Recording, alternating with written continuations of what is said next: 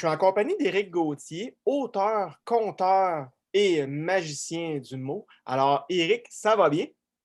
Ça va très bien quand on me qualifie de magicien, ça peut pas aller mieux. Comment tu avais connu la revue Solaris? Sais-tu, c'est une bonne question. Ça commence à remonter loin en arrière. Euh, c'est probablement la faute à Christian Sauvé. On étudiait à l'université ensemble et puis lui était déjà en contact avec le milieu notre milieu de la science-fiction, du fantastique. Il avait commencé à assister au Congrès boréal, je pense bien.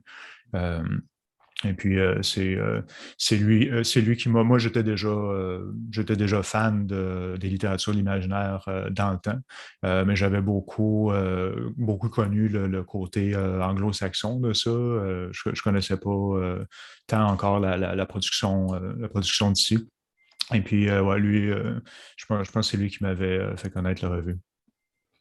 Fait que du moment que j'ai découvert l'existence de ça, ben, j'ai commencé à lire Solaris assidûment. Ça n'a pas été long que j'ai soumis des textes.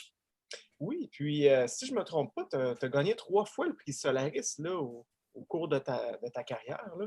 Donc, la première fois, c'était pour la maison de Lanxitech. Ouais, C'était dans le temps que Solaris avait un format. euh, ouais, ouais, le grand format. Ensuite de ça, tu as gagné aussi pour Feu sacré et pour la nouvelle Éclairer l'origine. Est-ce que ça a changé pour toi d'apprendre que tu gagnais le prix Solaris pour la première fois? Ça a été une belle surprise. Je faisais un peu ça, j'écrivais un peu tout seul dans mon coin à ce moment-là. Quand j'ai commencé à écrire sérieusement, bon, on avait une petite revue littéraire au Cégep, on faisait ça en gang un peu, mais rendu là, premier prix Solaris, je suis rendu à l'université, j'étais un peu tout seul de ma gang à écrire, j'étais dans le programme dans le bac en informatique à ce moment-là. Et puis, d'apprendre que j'avais remporté le prix, ben, c'est une validation. Ça me disait que ce qui avait été un hobby jusque-là, je le prenais plus au sérieux qu'un simple hobby déjà. Mais bon, ce que je faisais tout seul de mon côté, comme ça avait ça avait une valeur. Euh, j'avais j'avais un ami à l'époque avec lequel j'échangeais vraiment j'échangeais vraiment là-dessus, mais là Solaris c'était de la publication professionnelle, c'était signe pour moi que j'allais peut-être réussir à aller quelque part avec ça. En tout cas, ça t'a fait faire ton bout de chemin parce que tu as plusieurs romans, tu as 2 recueils de contes, tu as de nombreuses nouvelles dans des revues, bon, dont Solaris, XYZ, Mobius, et dans des collectifs aussi, à l'Est de l'Apocalypse et Mhm. Bizarro à la maison Dévisseur. Une partie du fun pour moi, je dirais, pour les nouvelles, c'est une occasion de me lancer dans des directions différentes, de nouvelle à l'autre, de tâter d'un genre et puis de l'autre. J'écris de la science-fiction en nouvelles, par exemple, alors que je l'ai pas exactement fait dans mes romans jusqu'ici. Peut-être je m'y sentais plus, je me sentais peut-être plus à l'aise de le faire sur la longueur de nouvelles. Mhm. Mais c'est ça, c'est l'occasion d'essayer des choses. Des fois, ça va venir d'un flash initial. Des fois, pour une nouvelle, le début s'écrit tout seul. Des fois, c'est plutôt le concept qui vient, puis là, je fouille le concept avec la maison de l'architecte qui avait été le premier prix Solaris, qu'on disait. Ça avait été vraiment le concept que j'avais creusé à fond, qui a donné un univers plus ou moins à long. Sais-tu, les nouvelles, depuis quelque temps, j'en écris plus aussi souvent que j'aimerais. Donc, quand j'en écris une nouvelle, j'ai un peu l'impression d'avoir oublié comment je faisais la fois précédente. Euh, une chose que j'aime faire, par contre, c'est de travailler sur papier. Je me le suis pas permis pour les romans encore parce que j'ai tendance à les écrire volumineux. Ça fait beaucoup de texte à manier. Mais sur la longueur de nouvelles, j'aime travailler sur papier dans un cahier, puis c'est un rythme différent, c'est une approche différente au texte un peu. Donc, il y a ça qui est intéressant. Euh, je- j'aime, euh, je sens peut-être plus une liberté d'expérimentation formelle avec la nouvelle. C'est peut-être plus facile si on veut s'essayer, par exemple, à écrire une nouvelle autrement que dans l'ordre chronologique, écrire une histoire autrement que dans l'ordre chronologique. C'est peut-être plus facile à le faire sur la longueur d'une nouvelle que d'un roman. Euh, c'est pourtant pas ça devrait pourtant rien empêcher. On peut écrire des romans très expérimentaux, mais moi, j'ai peut-être tendance à avoir plus de liberté dans la nouvelle.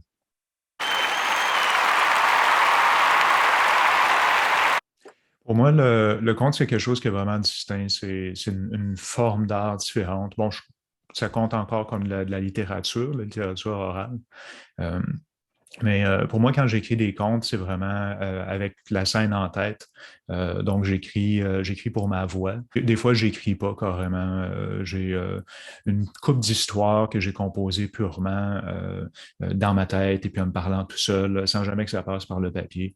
Parce que c'est intéressant souvent avec le conte de trouver les rythmes, trouver l'intonation juste, trouver la manière dont, disons, trouver l'énergie qu'on va mettre dans l'histoire, puis la manière dont cette énergie-là va être modulée au long de l'histoire. Donc, c'est toutes des choses qui ne passent pas tellement par le texte lui-même, mais plutôt par le feeling de l'histoire. Ça vit différemment un conte. J'ai quelque peu négligé le conte dans les dernières années. Bon, même avant la pandémie, je me suis concentré un peu plus sur l'écriture. Mais il y a quelque chose de précieux au conte. Il y a quelque chose de magique qui se passe au contact du public, dans la manière dont on partage une histoire ensemble dans un même espace dans un moment précis. Et puis ça, c'est quelque chose qui vaut la peine d'être vécu, d'être cultivé. Donc, j'ai pas, même si je compte moins, j'ai encore l'attitude de conteur, j'ai encore l'intérêt pour ça. Qu'est-ce qui t'avait donné cette flamme-là, justement, cette passion-là pour le conte dans ta vie? Ça a été, ça a frappé de manière un peu subite, je dirais. C'est en 99 quand je suis arrivé à Montréal. J'avais déjà un intérêt pour l'écriture à ce moment-là. J'avais déjà soumis à Solaris. Et puis, en arrivant à Montréal, je cherchais quelque chose de littéraire à faire. Et puis, je cherchais à rencontrer des gens aussi. Je sortais dans les bars. Je me suis retrouvé dans un bar un peu miteux à un moment donné. Je connaissais pas les bons bars. L'atmosphère était drôle. Je m'en suis rendu compte trop tard. Il y a une espèce de bagarre générale qui a éclaté dans la place. Et puis, dans la confusion, j'ai été mordu par un compteur. Et puis, depuis ce temps-là, je suis devenu compteur à mon tour. C'est plus fort que moi. La lune se lève, il me prend l'envie de compter.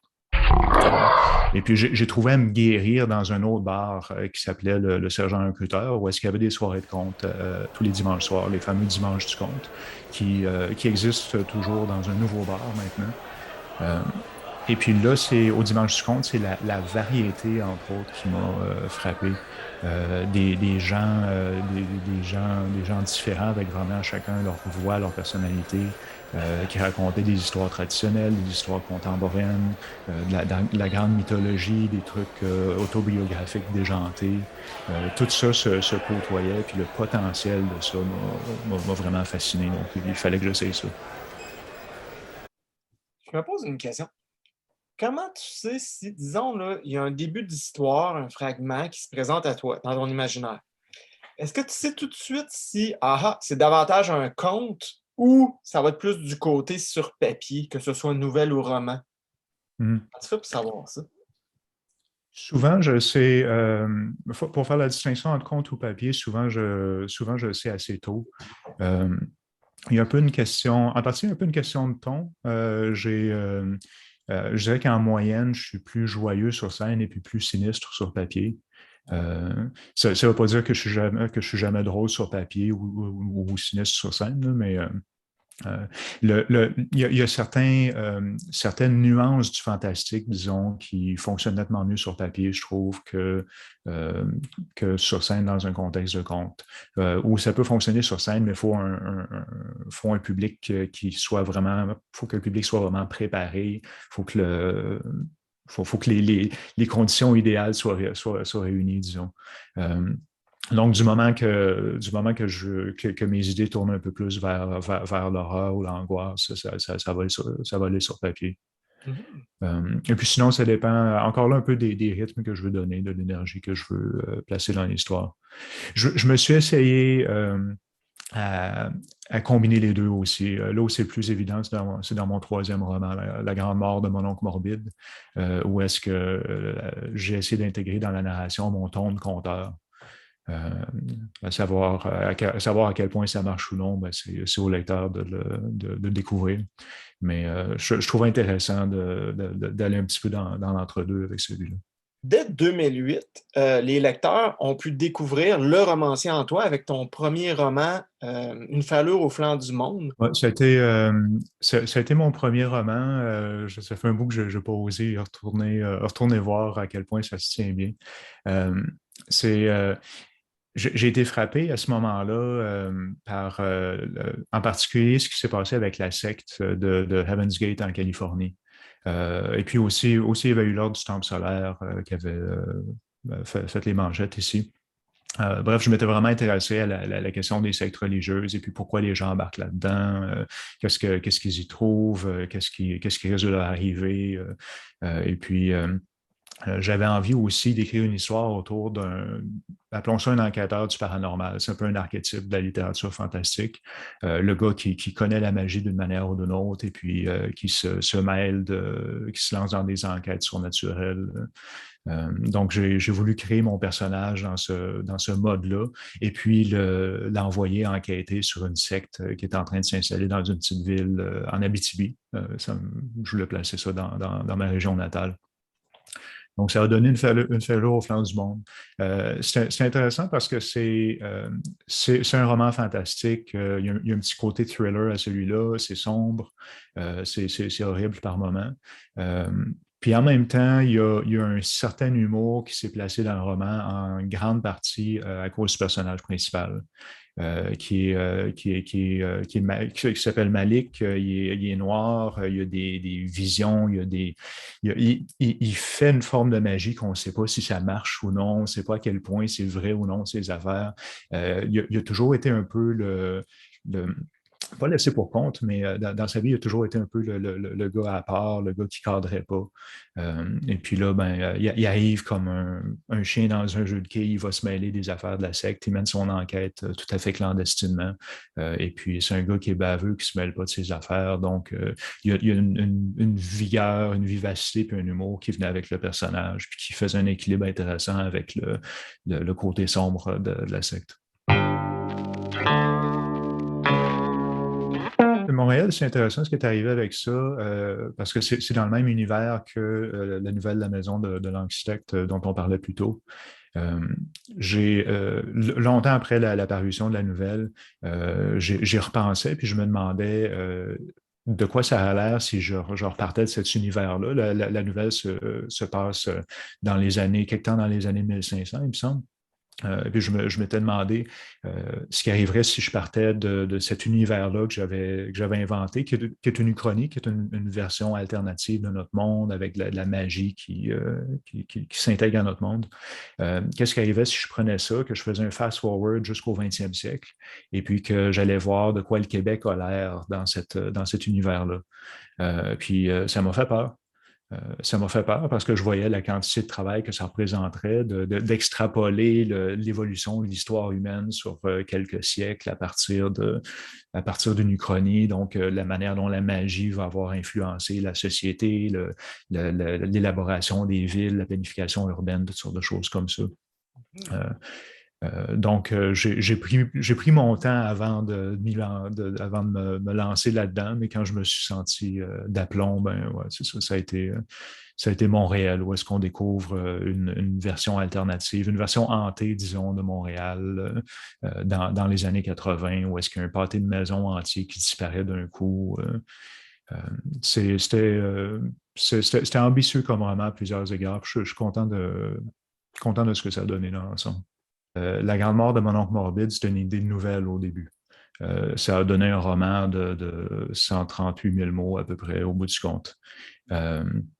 le flash initial, c'est d'avoir un gars, un adulte, un jeune adulte, une espèce d'adolescent attardé, c'est bords, euh, qui se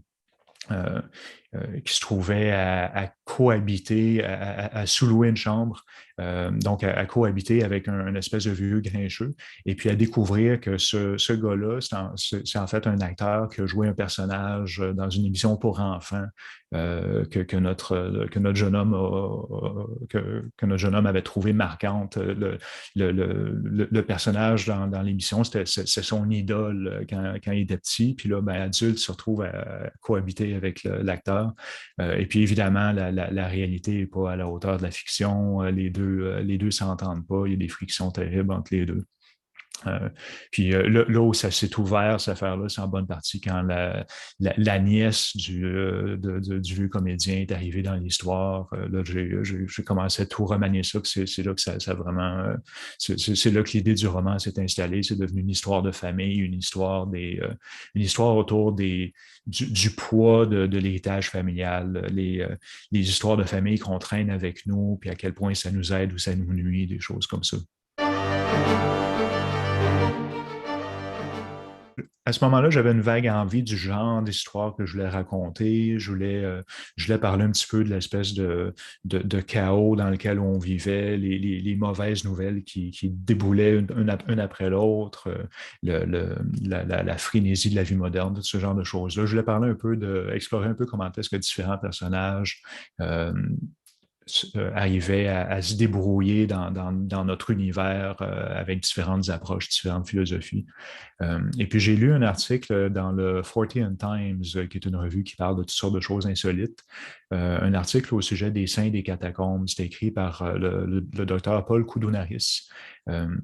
Les saints des catacombes, c'est des squelettes qui ont été trouvés dans les catacombes romaines, v'là longtemps de ça. Quand Rome, quand les anciens Romains redécouvraient leurs catacombes, et puis redécouvraient des squelettes qui dataient d'une époque où est-ce que les chrétiens avaient été martyrisés. Et puis maintenant, Rome était devenue chrétienne depuis le temps. Donc, pour eux, ces squelettes-là, c'était assurément des martyrs. Donc, ils les décoraient, ils en faisaient des reliques spectaculaires et puis ils les envoyaient dans diverses églises pour en mettre plein les yeux à la population. Là, je ne rentre pas dans tout le détail historique de ça, mais c'est ça en gros. Et puis, le visuel de ça est absolument frappant. Des squelettes couverts de bijoux avec des habits somptueux, puis des couronnes, puis des palmes, puis ça n'en finit plus. Le visuel était fort, et puis évidemment, tout ce que ça représente sur la persistance de la religion, toute l'importance qu'on attache à ces idées-là. Puis, en tant qu'auteur de fantastique, ben moi, mon réflexe, ça a été non seulement je veux utiliser les saints des catacombes généralement, mais je veux prendre un de ces squelettes-là puis en faire un personnage. Et puis, ça a décollé comme ça. Ça a pris un autre personnage à côté pour connecter, disons, une espèce de petit escroc qui s'essaye à faire la contrebande de squelettes, justement. Et puis, les deux se trouvent à vivre toute une aventure ensemble, en fin de compte. Mon prochain qui s'en vient fin octobre, Les étages ultérieurs. Là, je suis très curieux de savoir de quoi ça parle, ce roman-là. Ce que c'est, en gros, on commence en 1946 avec un jeune homme qui s'appelle Aurel, qui se trouve embauché à travailler autour d'une maison de campagne. Il a travaillé comme homme à tout faire, tout simplement. C'est en l'absence des propriétaires, il faut faire vivre la maison quand même, cultiver la terre. Donc, Aurel va donner un coup de main. Et puis, il découvre là une jeune femme qui, elle, a été embauchée, Delphine, qu'elle s'appelle. Delphine a été embauchée pour servir de gouvernante à une fillette orpheline, Lédonie. Les propriétaires ont la garde de Lédonie, mais ils sont occupés ailleurs. Ils l'ont envoyé à leur maison de campagne avec une gouvernante pour qu'elle puisse profiter de l'air frais, tout ça. Et puis, donc, on a ces deux jeunes gens-là, Aurel et puis Delphine, autour d'une maison de campagne. Une maison qui recèle un secret assez particulier. Il y a là-dedans un escalier qui permet de monter voir l'avenir.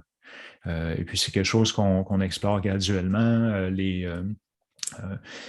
C'est un secret euh, c'est un secret qui est entre nos deux personnages et puis qui va les écarter ou les rapprocher selon ce qui se passe.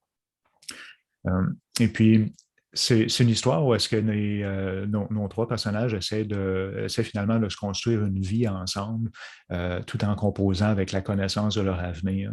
Donc, il y a beaucoup de paradoxes à ça, de qu'est-ce que tu fais si ton avenir est déjà tracé? Est-ce que tu l'acceptes? Est-ce que tu le recherches activement? Est-ce que tu le refuses?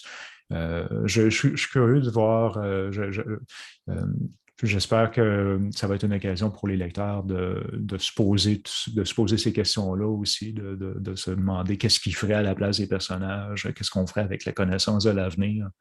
Je trouvais ça vraiment intéressant à explorer, en tout cas.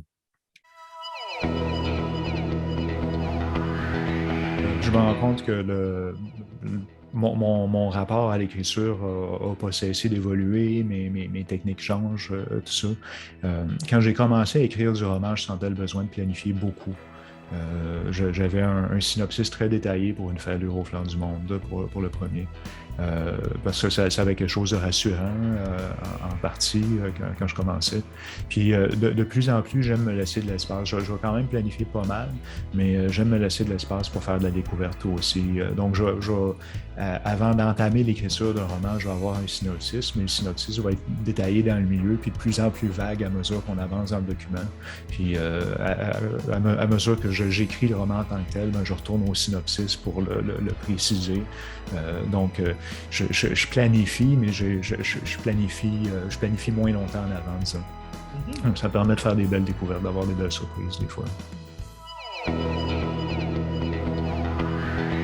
Mettons qu'il y a un jeune auteur qui vient te rencontrer, qui voudra avoir des conseils, qu'est-ce que tu lui dirais? Ah, il y en aurait plein. Déjà, le conseil de base que j'ai souvent entendu, lire beaucoup, écrire beaucoup. Lire beaucoup pour varier ses influences, voir ce qui est faisable, voir ce qu'on peut accomplir avec la littérature. Écrire beaucoup pour la pratique, pour développer les muscles. J'en vois un peu trop souvent qui se posent énormément des questions autour de la publication, des questions stratégiques, tout ça, alors qu'ils écrivent presque rien encore. Faut écrire. Et puis sinon, l'autre conseil qui me vient, c'est trouver ce qu'on a à dire, trouver ce qu'on a à apporter qui est unique à soi autant que possible, que les autres n'arriveraient pas à raconter, ou en tout cas n'arriveraient pas à raconter aussi bien. Donc, ne pas se gêner pour trouver son style, pour essayer ce qui nous passionne, cultiver ses obsessions et puis les développer en quelque chose que personne d'autre aurait osé.